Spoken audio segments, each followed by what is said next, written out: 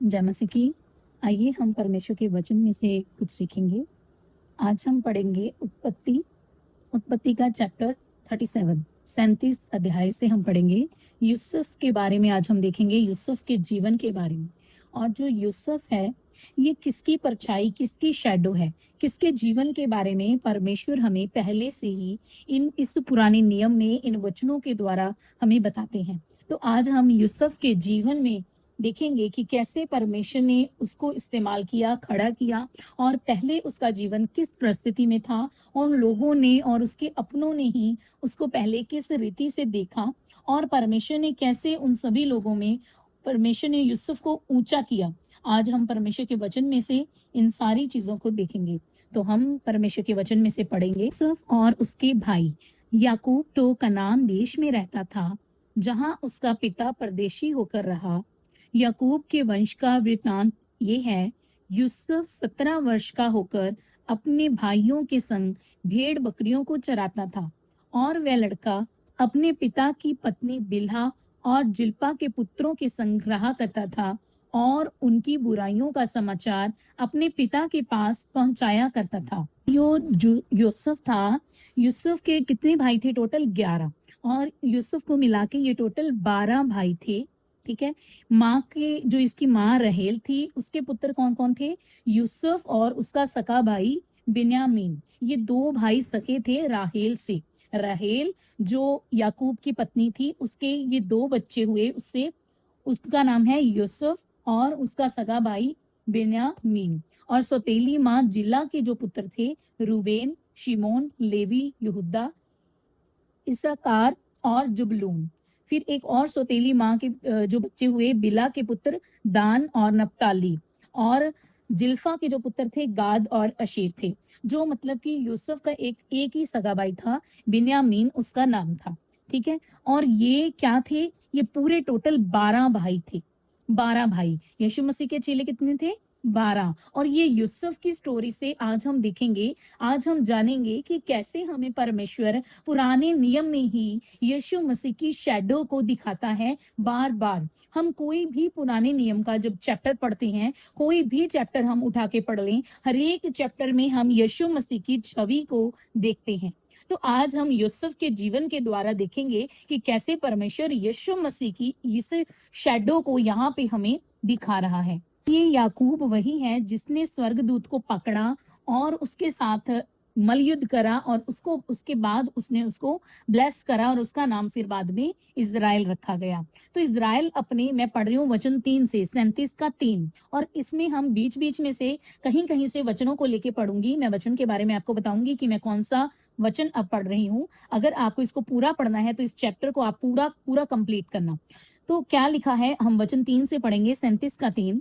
Israel अपने सब पुत्रों से बढ़ के यूसुफ से प्रीत रखता था, क्योंकि वह उसके बुढ़ापे का पुत्र था, और उसने उसके लिए एक रंग बिरंगा अंगरखा बनवाया। परंतु जब उसके भाइयों ने देखा कि हमारा पिता हम सब भाइयों से अधिक उसी से प्रीत रखता है, तब वह उससे बैर करने लगे और उसके साथ ठीक से बात भी नहीं करते थे। तो ये बात उसके जीवन में थी। किसके जीवन में? यूसुफ के जीवन में। जो इसके और भाई थे वो उसको अच्छा नहीं जानते थे, वो उससे जेलस करते थे, क्योंकि जो पिता था वो सब में से ज्यादा प्रेम जो था वो यूसुफ को करता था। तो कई बार परमेश्वर अपने चुने हुए लोगों के साथ एक अलग से फेवर रखता है ना। तो हम अलग से फेवर को अपने जीवन में महसूस करते हैं। जैसे उनका पिता जो वो भी आत्मिक था, और वो अपने बेटे से, क्योंकि वो सबसे छोटा उसका पुत्र था, वो अलग से प्रीति रखता था, प्यार रखता था। सबसे ज्यादा उसकी अटैचमेंट थी अपने बेटे के साथ, सबसे छोटे बेटे के साथ। और जो दूसरे उसके भाई थे वो उससे जेलस करते थे। हमने कई बार अपने जीवन में देखा होगा, कई बार जब हमें कुछ एक्स्ट्रा मिलता है, हमारे साथ किसी का एक्स्ट्रा फेवर होता है, तो हमारे भाई बहन, हमारे अपने ही कई बार हमसे जेलस करने लगते हैं। तो यूसुफ के साथ भी ऐसा होता था। और लेकिन जो यूसुफ था उसके ऊपर परमेश्वर की कृपा स्टार्टिंग से थी। परमेश्वर उसके जीवन में परमेश्वर की एक अलग से योजना थी, परमेश्वर की प्लानिंग थी। तो आज हम इन्हीं वचनों के द्वारा सीखेंगे कि जब हमारे जीवन में परमेश्वर की कुछ अलग से योजना होती है, प्लानिंग होती है, तो हमें किस रीति से परमेश्वर आगे लेके जाता है, चीजों से निकालता जाता है, हमें बढ़ाता जाता है, हमें कैसे स्थिर करता है और किन किन कठिनाइयों में हम पड़ सकते हैं, आज हम यूसुफ के जीवन के द्वारा देखेंगे। तो पहली कठिनाई जो उसके जीवन में थी वो क्या थी? उसे अपने भाइयों से प्रेम नहीं मिला, बल्कि सब लोग उससे क्या करते थे? जेलस करते थे। आज जब हम परमेश्वर में बढ़ रहे होते हैं, आज जब आप आत्मा में बढ़ रहे होते हैं, तो कई बार हमारे अपने ही ऐसी कुछ बातें करते हैं, ऐसा उनका स्वभाव हमारे लिए हो जाता है कि हमें लगता है कि क्यों परमेश्वर, क्यों हम में क्या कमी है। लेकिन उस समय हमें यूसुफ को याद करने की जरूरत है कि कैसे परमेश्वर का और उसके पिता का, दुनियावी पिता का और स्वर्गीय पिता का कैसे उसके जीवन में फेवर था, और लोग उसके सगे भाई और उसके जो दूसरी माओ से, जो सौतेली माओ से उसके भाई थे, वो कैसे उसके साथ जेलस करते थे। तो आज हम इसी के द्वारा आगे परमेश्वर के वचन में से सीखेंगे। हम देखेंगे आज इस वचनों के द्वारा कि कैसे परमेश्वर की योजना यूसुफ के जीवन के लिए पहले से थी, और परमेश्वर उसको उसके आने वाले समय के बारे में, आने वाले उसके जीवन में जो जो चीजें आने वाली थी उसके बारे में परमेश्वर यूसुफ को समय समय सिर बताता था और दिखाता था। आइए हम परमेश्वर के वचन में से पढ़ेंगे। मैं आपके लिए पढ़ूंगी वचन 5:37 यूसुफ ने एक स्वप्न देखा और अपने भाइयों से उसका वर्णन किया। अब वो एक सपना देखता है और अपने भाइयों को उस सपने के बारे में बताता है। तो क्या देखा उसने? तब वह उससे और भी द्रोष करने लगे, और भी ज्यादा वैर करने लगे, जेलस करने लगे। क्या स्वप्न था?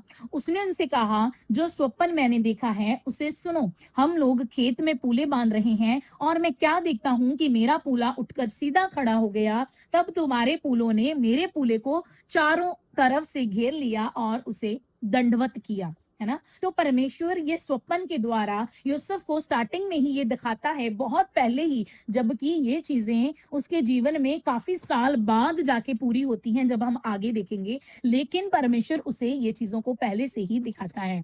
तो परमेश्वर के प्रियो, आपके जीवन में भी बहुत सारी भविष्यवाणियां होती होंगी, आपके जीवन में भी परमेश्वर ने बहुत सारे आपको आत्मिक दर्शन दिए होंगे। जब हम नए नए परमेश्वर में आते हैं, जब हम नए नए परमेश्वर को ग्रहण करते हैं, तो हमारे जीवन में, सबके जीवन में कुछ ना कुछ परमेश्वर का दर्शन रहता है, कोई ना कोई खुदा की योजना होती है, जो परमेश्वर स्वप्नों के द्वारा, दर्शनों के द्वारा या भविष्यवाणियों के द्वारा, अपने दासों के द्वारा हमें बताता है। लेकिन कई बार क्या होता है, वो चीजें हमारे जीवन में जल्दी जल्दी पूरी नहीं होती, उनका एक समय रहता है। तो हम कई बार उन चीजों पे डाउट करने लग जाते हैं, शक करने लग जाते हैं कि हमारे जीवन में तो ये हो ही नहीं रहा, हमारे बारे में तो ये भविष्यवाणी हुई है, हमें तो ये सपन दिखा था, हमें तो ये दर्शन दिखा था, लेकिन हमारे जीवन में ये चीजें पूरी क्यों नहीं हो रही। कई बार हम उन चीजों को लेके बहुत सारी चीजें अपने मन में सोचते हैं और शक करते हैं। इसी रीति से यूसुफ को ये स्वप्न दिखा, लेकिन उसको कोई भी शक नहीं था, बल्कि वो बड़े उत्साह के साथ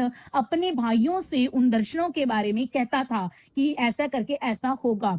तो पहले के समय में ऐसा था कि जब हम किसी को दर्शन या स्वप्न बताते थे, तो लोगों को पता चल जाता था कि इसका क्या मीनिंग है, और ये क्या कहने की, क्या बताने की, इसका दर्शन हमें क्या समझाने की कोशिश कर रहा है। तो वो लोग और ज्यादा उससे जेलस करते थे, उसके साथ और ज्यादा वैर रखते थे कि अच्छा, कि इसका मतलब ये है कि तू हमारे ऊपर सचमुच राज्य करेगा, मतलब हम तेरे आगे दंडवत करेंगे, तू हमारे ऊपर प्रभुता करेगा। ऐसे ऐसे करके वो उसके साथ और भी ज्यादा वैर रखते थे, और भी ज्यादा उसके साथ दूरियां बनाते थे, जेलस करते थे। लेकिन वो बार बार कुछ ना कुछ स्वप्न देखता था। यहाँ पे मैं वचन 9 से पढ़ रही हूँ, उसने फिर से एक स्वप्न देखा और वह अपने भाइयों को उसके बारे में भी बता रहा है और कह रहा है, सुनो, मैंने एक स्वप्न देखा है कि सूर्य और चंद्रमा और 11 तारे मुझे दंडवत कर रहे हैं। इस स्वप्न का उसने अपने पिता और भाइयों से वर्णन किया।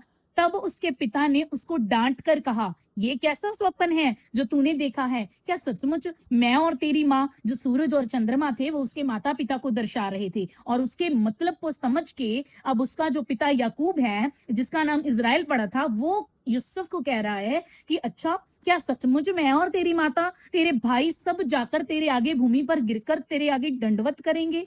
उसके भाई उससे ढा करते थे, पर उसके पिता ने उसके उस वचनों को स्मरण रखा। मतलब कि कहीं ना कहीं जो यूसुफ का पिता याकूब था, उसको अपने बेटे के बारे में पता था कि इसके जीवन के ऊपर परमेश्वर की बड़ी कृपा है, इसके जीवन के ऊपर परमेश्वर का अनुग्रह है, परमेश्वर इसके साथ साथ है और परमेश्वर इसके आगे आगे चलेगा और सचमुच ये एक समय पे जाके बड़ा राज्य करेगा, बड़ी प्रभुता करेगा सब लोगों के ऊपर, क्योंकि उसके स्वप्न जो परमेश्वर की ओर से आत्मिक दर्शन उसके जीवन के बारे में, उसके आने वाली फ्यूचर के बारे में बताते थे। लेकिन उसके पिता की, ताकि वो दूसरे उसके भाई उसके साथ और भी ज्यादा वैर ना रखें, विरोध ना रखें, ढा ना करें, जेलस ना करें, इस वजह से वो उसको, यूसुफ को उन सब के सामने डांटता है और कहता है कि क्या ये सचमुच मैं और तेरी माता तुझे दंडवत करेंगे, है ना? क्या हम तेरे आगे ऐसे तुम्हें सर झुकाएंगे तुम्हारे आगे, है ना? तो ऐसे करके वो उसे डांटता था उन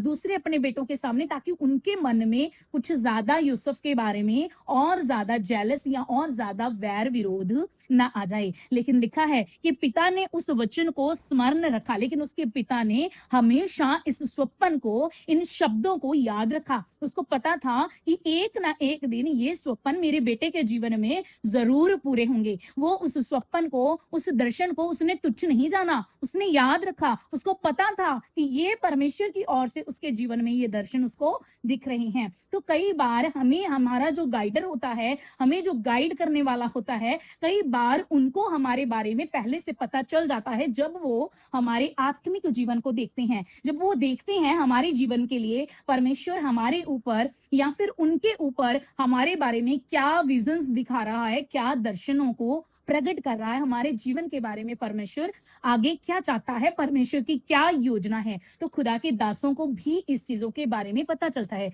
जैसे उसके पिता को ये बात अच्छे से समझ आ गई और वो, उसका पिता इस बात को कभी भी ना भूला, उसने इन वचनों को स्मरण रखा। आगे जब हम वचन को पढ़ते हैं तो क्या होता है, जो उसके भाई थे, यूसुफ के भाई, वो शकेम को, कोई जगह का नाम है, वहां पे वो अपनी भेड़ बकरियों को लेके, बकरियों को, भेड़ों को चराने के लिए उस जगह पे चले गए। तो फिर उसके बाद क्या हुआ, कुछ समय बाद उसके पिता ने उसको कहा कि यूसुफ, तू अपने भाइयों का पता लेके आ, उनको देख के आ, उनका कोई समाचार लाके मुझे दे कि वो वहां पे ठीक है। तो इसलिए उसने यूसुफ को उनके भाइयों के पीछे भेजा शकेम को कि जाके तू उनका कोई सुसमाचार, कोई समाचार उनके बारे में हम मुझे लाके दे। जब यूसुफ वहां पे पहुंचा शकेम में, तो वहां पे किसी के द्वारा उसको पता चलता है कि वो तो आगे निकल गए, वो तो दोतान को निकल गए। तो फिर वो आगे निकल जाता है अपने भाइयों का पता करने, उनका समाचार लेने के लिए। ठीक है, तो अब वो दूर से उसके भाई उसको अपने पास आता हुआ देखते हैं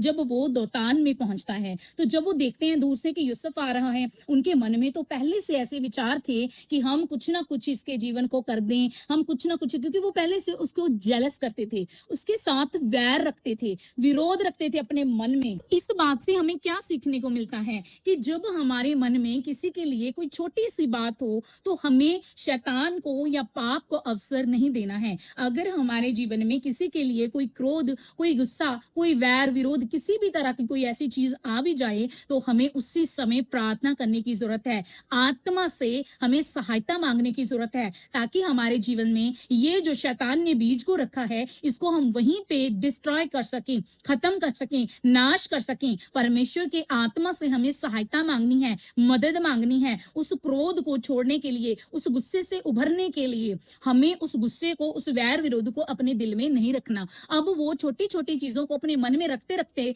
उन सब ने अपने मन में इतनी बड़ी उसके लिए जेलस रख ली, इतना बड़ा उसके लिए विरोध उन्होंने किया, वैर किया, कि उन्होंने आपस में उस समय जब देखा उन्होंने कि वो आ रहा है हमारे पास, तो जबकि वो उनका पता लेने आ रहा था, उनका समाचार लेने आ रहा था कि मेरे भाई ठीक ठाक भी हैं, ताकि मैं जाके अपने पिता को बताऊं, क्योंकि उनका पिता उनकी फिक्र कर रहा था। लेकिन उन्होंने आपस में प्लानिंग कर ली कि देखो वो आ रहा है, हम अब इसे यहीं पे क्या कर देंगे, खत्म कर देंगे, मार डालेंगे। तो उन्होंने ये प्लानिंग, ये षड्यंत्र उसके बारे में रच लिया। क्या लिखा वचन में, मैं वचन 20 पढ़ रही हूँ। इसलिए वो आपस में बात कर रहे हैं और कह रहे हैं, इसलिए आओ हम उसको घात करके किसी गड्ढे में डाल दें और ये कह देंगे कि कोई बेनौला पशु उसको खा गया, फिर हम देखेंगे कि उसके स्वप्नों का क्या फल होगा। मतलब कि उसके स्वप्नों के कारण उनका मन इतना ज्यादा जेलस से भरा हुआ था कि वो चाहते थे कि वो यहीं पे उसको क्या कर दें, खत्म कर दें, घात कर दें। लेकिन क्या होता है, ये सुन के रूबेन ने उसको उनके हाथ से बचाने के लिए विचार कहा, हम उसको प्राण से तो ना मारें। अब देखो यहाँ पे जो रूबेन है तो उसकी सौतेली माँ का बेटा है ना, वो जिला का पुत्र था जो उसकी यूसुफ की सौतेली माँ थी। लेकिन उसके मन में फिर भी कहीं ना कहीं दया है और वो कह रहा है, उसके प्राण को बचाना चाहता है। वो अपने मन में इस विचार को रखता है कि मैं इसके प्राण को किसी ना किसी तरीके से बचा लूं। और वो उनको दूसरा आइडिया देता है। तो क्या कहता है, हम उसको प्राण से तो ना मारें। फिर रूबेन ने उससे कहा, लहू मत बहाओ, उसको जंगल के इस गड्ढे में डाल दो और उस पर हाथ मत उठाओ। देखो अब इस बात से हमें क्या सीखने को मिलता है। अब वो रूबेन जो उसकी सौतेली माँ का पुत्र है, कहीं ना कहीं उसने पाप को अपने ऊपर इतना ज्यादा प्रबल होने नहीं दिया। अब वो उनके साथ में है तो वो उसको उनका साथ देना ही पड़ेगा, है ना। वो एक संगति का हिस्सा है तो उसको उनका साथ देना पड़ेगा। लेकिन फिर भी वो अपने मन में उसको बचाने के विचार से उनको उनके इस आइडिया को कैंसिल करवाने की कोशिश कर रहा है। जो उन्होंने सोचा हुआ कि हम इसको घात कर देंगे, हम इसको मार के फेंक देंगे और कह देंगे कोई बेनौला पशु उसको मार गया। लेकिन उसके मन में कहीं ना कहीं वो दया का आत्मा कार्य कर रहा है। उसने पूरी रीति से पाप को अपने जीवन के ऊपर प्रबल होने नहीं दिया और वो उसके इस आइडिया को कैंसिल करवा के उसको बचाने के कारण दूसरा आइडिया देता है कि तुम इसको मारो मत, इसके ऊपर हाथ ना लगाओ, लहू मत बहाओ। क्यों आप लोग इतना बड़ा पाप करोगे? एक काम करते हैं, इसको ना इस गड्ढे में डाल देते हैं, है ना। तो फिर उन्होंने उसकी सलाह को मान लिया। और आगे वचन में क्या लिखा है, वह उसको उनके हाथ से छुड़ाकर पिता के पास फिर पहुंचाना चाहता था। देखें अब उसके मन में दया थी, उसने पाप को अपने जीवन के ऊपर इतना प्रबल नहीं होने दिया। कहीं ना कहीं उन सब में से वो एक अलग तरह का मन रखता था।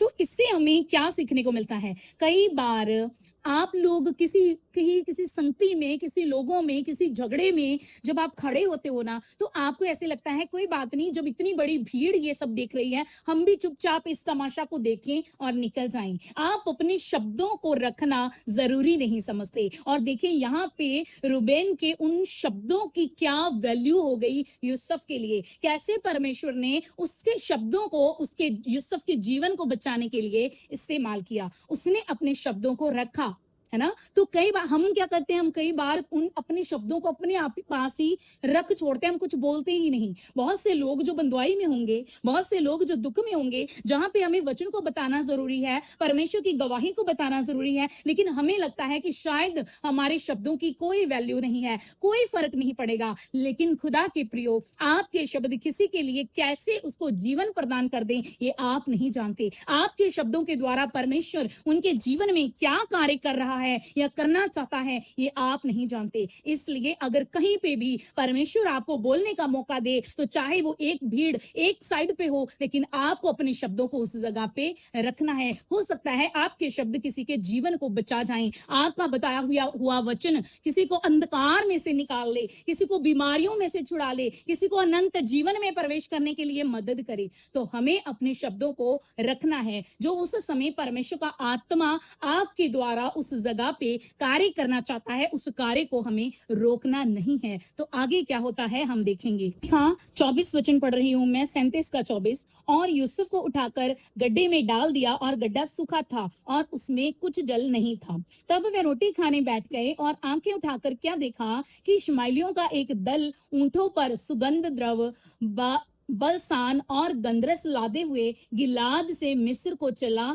जा रहा है। तब यहूदा ने अपने भाइयों से कहा, अपने भाई को घात करने और उसका खून छिपाने से क्या लाभ होगा? आओ हम उसे इश्माएलियों के हाथ में बेच डालें और अपने हाथ उस पर ना उठाएं, क्योंकि वह हमारा भाई और हमारी ही हड्डी और मांस है। अब देखो, जब वहां पे रूबेन की बातें उन भाइयों में ने सुनी, तो कहीं ना कहीं जब आपके अंदर परमेश्वर का अभिषेक कार्य करता है, जब परमेश्वर का अभिषेक आपके द्वारा, आपके शब्दों के द्वारा किसी भी जगह पे कार्य करता है, तो अभिषेक जरूर किसी ना किसी को टच करता है, अभिषेक किसी ना किसी जीवन में जरूर परिवर्तन लाता है। तो यहाँ पे एक और भाई का फेवर परमेश्वर ने यूसुफ को दिया। कौन से भाई का? यहूदा का। और उसने कहा कि ये फिर भी हमारा भाई है ना, हमारा ही ये खून है, तो क्या क्यों हम इसका घात कर रहे हैं, क्यों हमने इसको खड्डे में डाल दिया? क्योंकि उसको पता था खड्डे में पड़ा रहेगा, भूखा रहेगा, कोई जंगली जानवर आ गया खा जाएगा, मार डालेगा, कैसे वो निकलेगा? तो उसने एक दूसरा आइडिया दिया कि देखो ये लोग जा रहे हैं, इश्माइलियों का दल आ रहा है,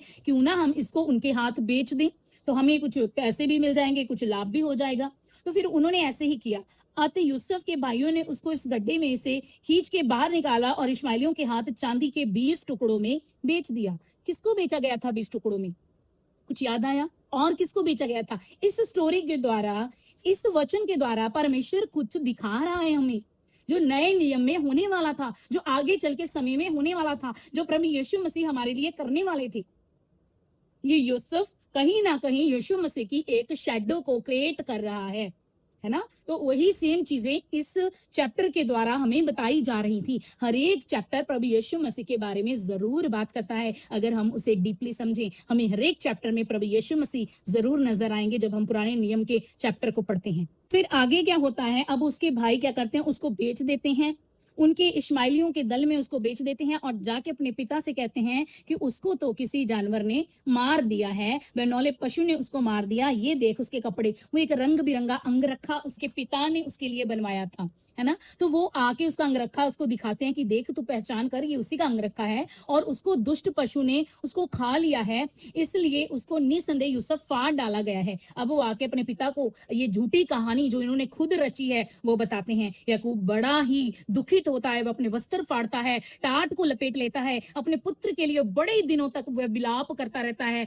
रोता रहता है। बड़े उसको, उसके बेटे उसको शांति देने की कोशिश करते हैं, लेकिन वो शांत नहीं होता, वो रोता है और बहुत ज्यादा उसको मिस करता है, याद करता है। और वहां दूसरी ओर क्या हो रहा है? इस बीच मिधानियों ने यूसुफ को मिस्र में ले जाकर पोतीपर नामक फिरौन के एक हाकिम और अंगरक्षकों के प्रधान के हाथ में बेच डाला। अब उन्होंने उसको आगे बेच दिया, है ना? मिधानियों ने यूसुफ को मिस्र में ले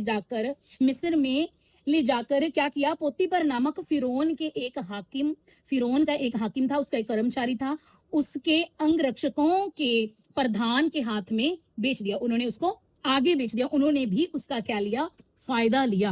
अब देखो, अब इन्होंने तो उसके साथ वैर निकालने के लिए उसको बेच दिया, है ना? लेकिन परमेश्वर का हाथ यूसुफ के ऊपर सदा था, स्टार्टिंग से था, परमेश्वर का फेवर उसके साथ था। तो इस बात से हमें क्या समझ में आ रहा है?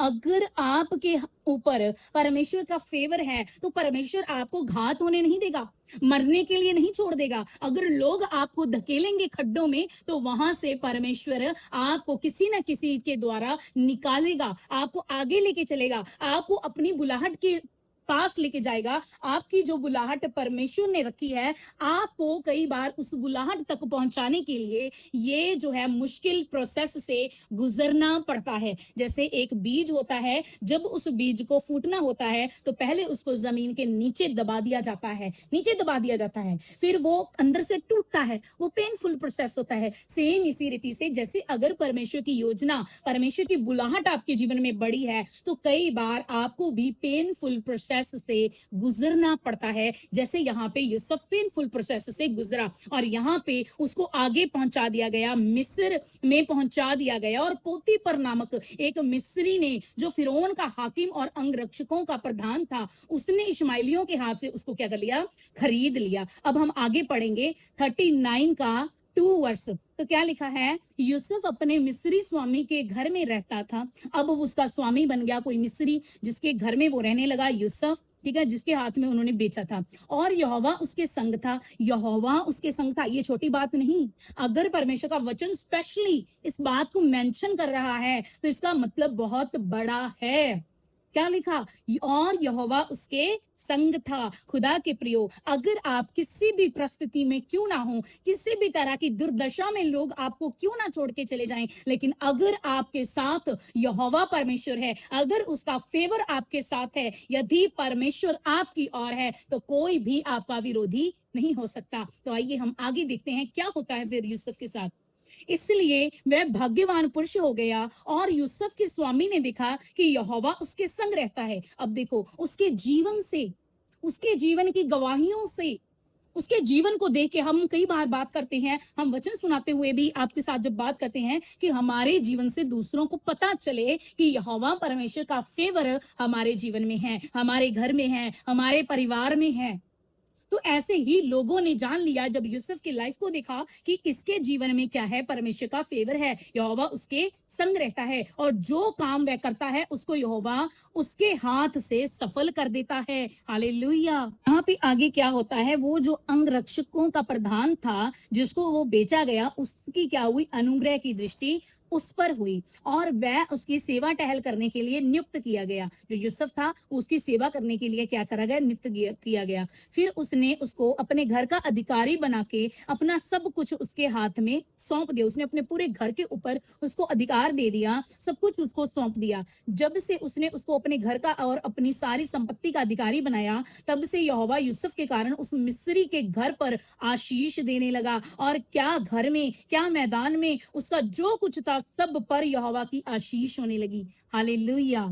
परमेश्वर का कितना बड़ा फेवर यूसुफ के ऊपर था। और जब ऐसे ही जब हमारे जीवन में परमेश्वर का फेवर होता है, जब हम परमेश्वर के साथ वफादारी से चलते हैं, आज्ञाकारी से चलते हैं, वचन को फॉलो करते हैं और परमेश्वर का सामर्थी हाथ हमारे जीवन में होता है, फिर हम चाहे किसी भी काम में क्यों ना हाथ लगाएं, परमेश्वर हर एक काम को हमारे हाथों में क्या करता है? सफल करता है। यहाँ पे यूसुफ के हाथ जिस जिस काम में लग जाते थे, क्या उसके घर में, क्या मैदान में, हर जगह पे परमेश्वर आशीष देने लगा और उस व्यक्ति को, उस मिस्त्री के घर में आशीषें आशीषें, बरकतें ही बरकतें। उसको अपने खाने को छोड़ और किसी चीज का ध्यान नहीं था, सारी चीजें उसने यूसुफ के कंट्रोल में कर दी, सारी चीजें। अब यहीं पे स्टोरी खत्म नहीं हुई, यहां से एक नया पड़ाव स्टार्ट हुआ। ये परमेश्वर ने पहली जगह उसकी रखी। खुदा के प्रियो, जिस रीति से परमेश्वर आपको आगे बढ़ाता है, पुश करता है, वचन में बढ़ाता है, प्रार्थना में बढ़ाता है, तो आपके लेवल्स परमेश्वर डिसाइड करता है। ये यूसुफ का पहला लेवल था जिस पे परमेश्वर ने इसको लेके आए और परमेश्वर ने यहाँ पे इसको परखा। ये परखा गया परमेश्वर के द्वारा, है ना। कैसे परखा गया हम आगे वचन में देखेंगे, लेकिन आप इस बात को अपने ध्यान में रखें, अपने माइंड में रखें कि कैसे परमेश्वर ने कितनी विपत्तियों से, परेशानियों से उसको निकाला। जब लोग उसके विरोध में हो गए, उसके अपनों ने उसका साथ छोड़ दिया, उसको बेच दिया गया, फिर उसको आगे बेच दिया गया और फिर अब यहाँ पे आके उस मिस्री के घर पे इसको अधिकार मिल गया। क्या ये लेवल ऊंचा था और बेस्ट था और इनफ था यूसुफ के लिए जो परमेश्वर ने ठहराया था? नहीं, परमेश्वर इसको और आगे पहुंचाना चाहता था। परमेश्वर इसकी वफादारी को और ज्यादा डीपली चेक करना चाहता था। जब परमेश्वर की बुलाहट हमारे जीवन में बड़ी होती है तो परीक्षाएं भी इसी रीति से हमारे जीवन में आती हैं। जब हम आत्मा में बढ़ रहे हों, जब हम आगे बढ़ रहे हों, प्रार्थना में बढ़ रहे हों और हमारे जीवन में परीक्षाएं आए, प्रॉब्लम्स आए, तो हमें जान लेना है कि ये हमें आगे लेके जाएंगी। ये प्रॉब्लम, ये परीक्षा में से निकलना हमें नेक्स्ट स्टेज पे मूव करेगा। अब यूसुफ के साथ क्या होता है? यहाँ तक तो बहुत बढ़िया हो गया, है ना। उसकी वाह होने लगी और उस मिस्री के घर में भी परमेश्वर आशीषों से आशीषें, बरकतों पे बरकतें देने लगा, है ना। अब उसको वो लोग जानने लगे कि भाई ये बड़ा अच्छा पुरुष है, ये जिस काम में हाथ लगाता है परमेश्वर का फेवर है इसके साथ, है ना। परमेश्वर का सामर्थी हाथ है इसके ऊपर। अब एक और नई परीक्षा यूसुफ के जीवन में आती है। ये परीक्षा परमेश्वर के प्रियो उसे आगे बढ़ाने के लिए आती है, उसकी वफादारी चेक करने के लिए आती है, परमेश्वर के साथ प्रेम को चेक करने के लिए आती है। पवित्रताई का एक टेस्ट उसका होता है जब परमेश्वर ने उसको नेक्स्ट लेवल पे मूव करना होता है। तो क्या हुआ, आइए हम वचन में से पढ़ेंगे। मैं आपके लिए वचन पढ़ रही हूँ, 6 से लास्ट में पढ़ूंगी। यूसुफ सुंदर और रूपवान था। इन बातों के पश्चात ऐसा हुआ कि उसके स्वामी की पत्नी ने यूसुफ की ओर आंख लगाई और कहा, मेरे साथ सो। पर उसने अस्वीकार करते हुए अपने स्वामी की पत्नी से कहा, सुन, जो कुछ इस घर में है मेरे हाथ में है, और उसे मेरे स्वामी ने कुछ भी मेरे से छुपा के नहीं रखा, कुछ भी नहीं मेरा स्वामी मेरे से छुपा के रखता, और उसने अपना सारा कुछ मेरे हाथ में सौंप दिया। इस घर में मुझसे बड़ा कोई नहीं, मतलब इतना बड़ा अधिकार उसको अपने घर में उसने दे दिया था। वो कहता है इस घर में मेरे से बड़ा और कोई नहीं, और उसने तुझे छोड़, जो उसकी पत्नी है, मुझसे कुछ भी नहीं रख छोड़ा। इसलिए भला मैं ऐसी बड़ी दुष्टता करके परमेश्वर का अपराधी क्यों बनूं? यहाँ पे उसने कितनी अच्छी बात कही कि जब मेरा स्वामी मेरे ऊपर इतना भरोसा करता है, उसका इतना विश्वास है मेरे ऊपर, तो मैं उसके साथ विश्वासघात क्यों करूं? मैं परमेश्वर की नजर में अपवित्र क्यों बनूं, अपराधी क्यों बनूं कि मैं तेरे साथ सो जाऊं? अब वो अट्रैक्ट हो गई थी यूसुफ के और वो चाहती थी कि यूसुफ उसके साथ सोए, यूसुफ उसके साथ कोई रिलेशन बनाए। लेकिन यूसुफ ने इस बात को काटा, कैंसल करा। उसने इस बात से भागना सही समझा, लेकिन वो लगातार यूसुफ को मतलब ट्राई करती रही, वो उसको मतलब अपनी ओर खींचने के लिए हर बार हर कोशिश वो करती रही। और जब यूसुफ ने उसकी ये बात ना मानी तो उसने शिकायत करी अपने पति से, अपने अपने पति से उसने शिकायत करी, यूसुफ की झूठी शिकायत कि इसने मेरे ऊपर हाथ डाला है, इसने मेरी इज्जत को खराब करने की कोशिश की है। वो अपने खुद ही वस्त्रों को फाड़ के उसको दिखा रही है अपने पति को, और वो झूठा इल्जाम ला रही है, झूठा इल्जाम ला रही है यूसुफ के ऊपर, उसके ऊपर झूठा इल्जाम लगाया जा रहा है। तो खुदा के प्रियो, जब आप आत्मा में बढ़ रहे होते हो तो कई बार हमारे ऊपर भी झूठे इल्जाम लगते हैं। पता है क्यों? क्यों लगते हैं हमारे ऊपर झूठे इल्जाम? क्योंकि शैतान हमारी शांति को भंग करना चाहता है। जब हम आत्मा में बढ़ रहे होते हैं, शैतान को पता है अब इसको कोई चीज डिस्ट्रैक्ट ही नहीं कर रही, अब ये किसी चीज से डिस्ट्रैक्ट नहीं हो रहा, ये आगे बढ़ता जा रहा है, ऐसे तो ये वो पद को हासिल कर लेगा, वो लेवल तक पहुंच जाएगा जो लेवल इसके जीवन में परमेश्वर ने रखा है। फिर वो अपनी सेवा को करना स्टार्ट करेगा और बहुत सारी रूहों को बचाएगा। फिर शैतान हमें डिस्ट्रैक्ट करने के लिए कोई नई नई युक्तियां रचता है, प्लानिंग्स निकालता है। जैसे यूसुफ के जीवन में शैतान ने ये करने की कोशिश करी, उसकी पत्नी के द्वारा ये झूठा इल्जाम यूसुफ के ऊपर लगाया गया। हमारे ऊपर भी शैतान ऐसी कई बार बहुत सारी चीजें करता है। कई बार लोगों के द्वारा हमें मिस जज किया जाता है, कई बार लोग हमारे बारे में झूठी बातें फैलाते हैं, झूठी चीजें कहते हैं, लेकिन उस समय हमें डरना नहीं, हमने अपने मन को अशांत होने नहीं देना है। उस समय हमें और ज्यादा प्रार्थना करनी है, और ज्यादा परमेश्वर की नजदीकियों में जाना है, अपनी शांति को भंग होने नहीं देना। जब परमेश्वर का कार्य बंद होता है, उस सबसे पहले जो स्टार्टिंग होती है वो यहीं से होती है कि हमारी शांति भंग होनी स्टार्ट हो जाएगी, हमारी शांति को खराब कर देगा शैतान। जैसे ही हमारा हृदय अशांत हुआ, जैसे ही हम अशांत हुए, हम उस रीति से परमेश्वर के साथ कनेक्ट नहीं कर पाती हैं। तो इसलिए परमेश्वर के प्रियो, हमें अशांति में नहीं जाना, हमने अपने मन में शांत रहना है। तो उसकी पत्नी ने अब ये झूठा इल्जाम यूसुफ के ऊपर लगा दिया, और यूसुफ के साथ फिर क्या होता है, आइए हम वचन में पढ़ेंगे। 39 का 19 में आपके लिए पढ़ रही हूँ।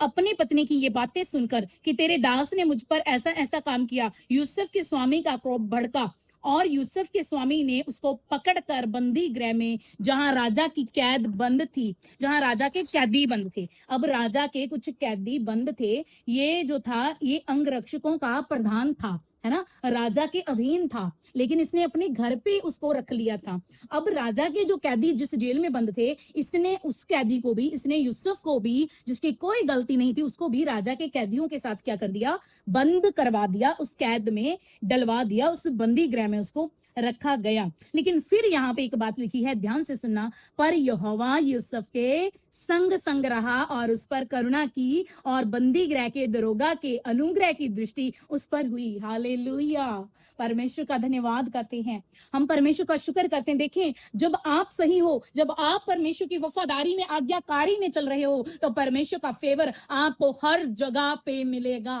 खड्डे में डाला गया, वहां फेवर मिला, उसके दूसरे भाई का खड्डे में से निकाला, फिर उसको आगे बेच दिया गया, फिर फेवर मिला इस अंगरक्षकों के प्रधान का, है ना। अब उसी के द्वारा जब जेल में डाला जाता है, अब फेवर मिला उस दरोगा का। दरोगा मींस जो उस कैद खाने का अधिकारी था, उसको कैद खाने में जो भी बंद थे बंदी गृह में, उनको देखता था कि हाँ कुछ सब ठीक है, कोई लड़ाई झगड़ा तो नहीं कर रहा है, इनका खाना पीना। दरोगा, जैसे हम कह देते हैं पुलिसमैन, है ना, तो उसका भी अनुग्रह उसके ऊपर हुआ।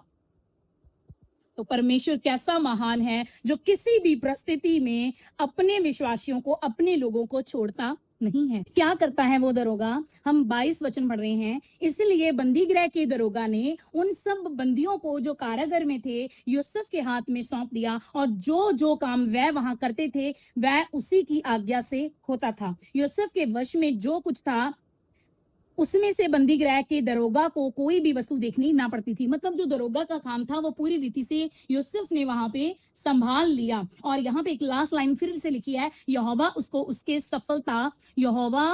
उसमें सफलता देता रहा।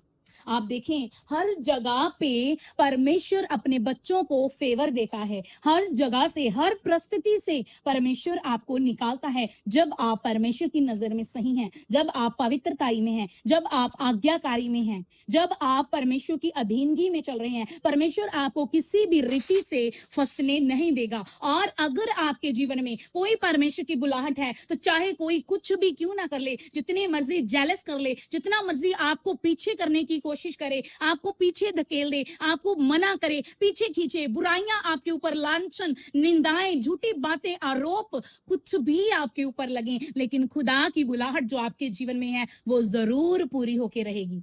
जैसे यूसुफ के जीवन में परमेश्वर की बुलाहट, परमेश्वर ने जो राज्य उसको देना था, परमेश्वर की बुलाहट उसके जीवन में पूरी होके रही।